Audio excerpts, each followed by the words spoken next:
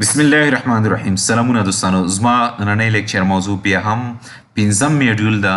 د هغې دوهم لیسن چې کوم ده یعنی فلټرینګ ډیټا وذ د پریډیکیټس. ان د پریډیکیټس په مرسته موږ څنګه کولی شو چې ډیټا چاڼ کړو یا یې فلټر کړو.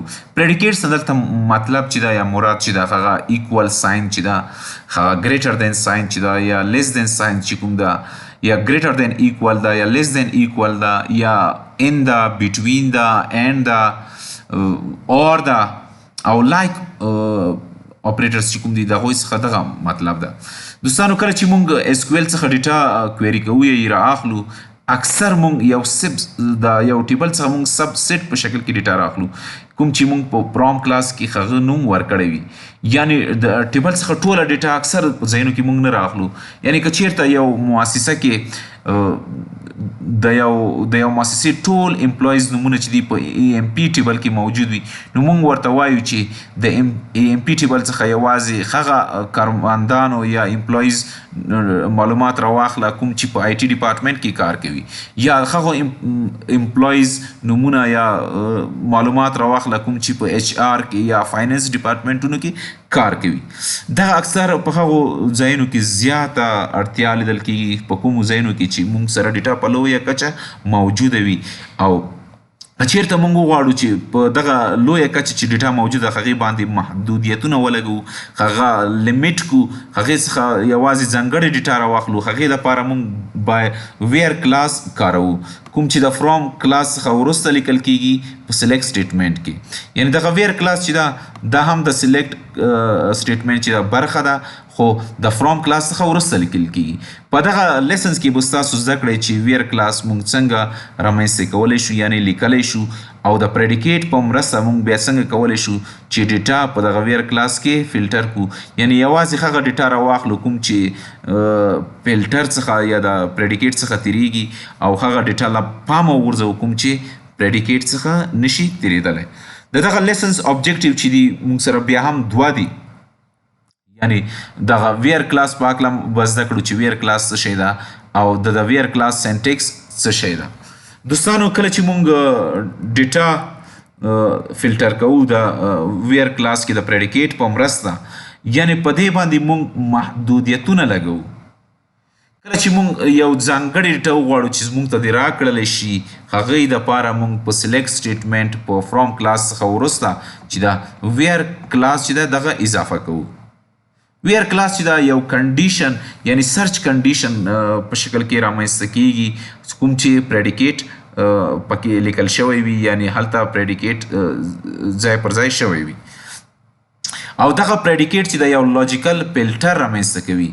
دغه لاجیکل فلټر په مرسته موږ بیا ډیټا یا هغه روګانې چې کومې په ټیبل کې موجوده وي هغه موږ ترې تیروو.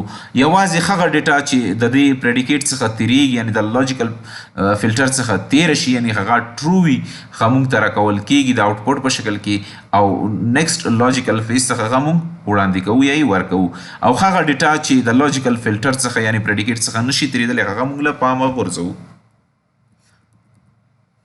دوستانو ستاسو لیدلی شي چې بیا هم د سینټیکس له مخې موږ لومړی چې دا سلیکټ کلاس لیکو، هغې څخه وروسته موږ فرام کلاس لیکو. په فرام کلاس کې هغه ټیبل نوم ورکوو چې هغه څخه موږ ډیټا رااخلو، او د فرام کلاس څخه وروسته موږ د ویر کلاس چې دا دغه موږ څه کوو لیکو. تاسو ګورئ چې ویر کلاس موږ ویر کیورډز لیکلی ده، هغې څخه وروسته زه ورته هغه کالم نوم ورکوم چې کوم زه غواړم په هغې کې ډیټا چې موجوده ده هغه د ایکول آپریټر څخه یا پریډیکیټ څخه تیره شي.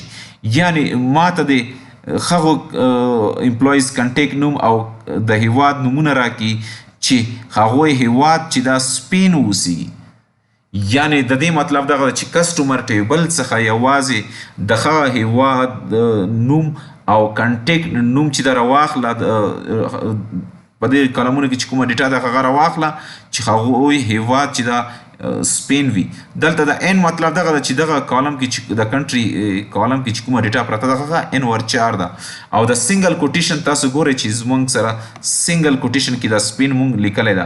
د دې نه مطلب دغه ده چې د سنگل کوټیشن کې چې کومه ډیټا پرته دغه سټرینګ په شکل کې ده یعنی کریکټرز په شکل کې ده نو اس کیو ایل سرور وایي که تاسو کله یو سټرینګ لیکئ یعنی کریکټر لیکئ هغه تاسو په سنگل کوټیشن یا ډبل کوټیشن کې بند کې ترڅو هغه کمپایلر وپیژني چې دغه سټرینګ ده او یعنی دا کریکټرز دي. دوستانو بیا هم وایم چې دغه سلیکټ سټیټمنټ چې کله رن شي نو د هغه امپلایز کنټیکټ نیم د کسټمرز کنټیکټ نیم او کنټری کالم کې چې کومه ډیټا ده روا بخلي چې هغوی کنټری سپین یعنی هیواد سپین اوسیږي.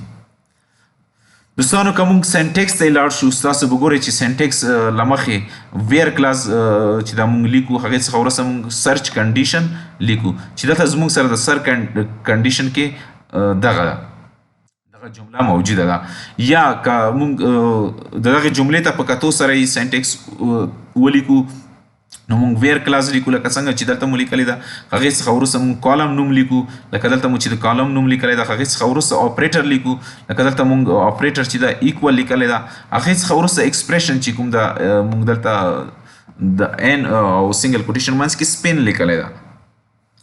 دوستانو دغه زمونږ د نن ورځې لیکچر موضوع تر بل لیکچر پورې مو په لوی چیښتن سپارم. الله مو مل شه.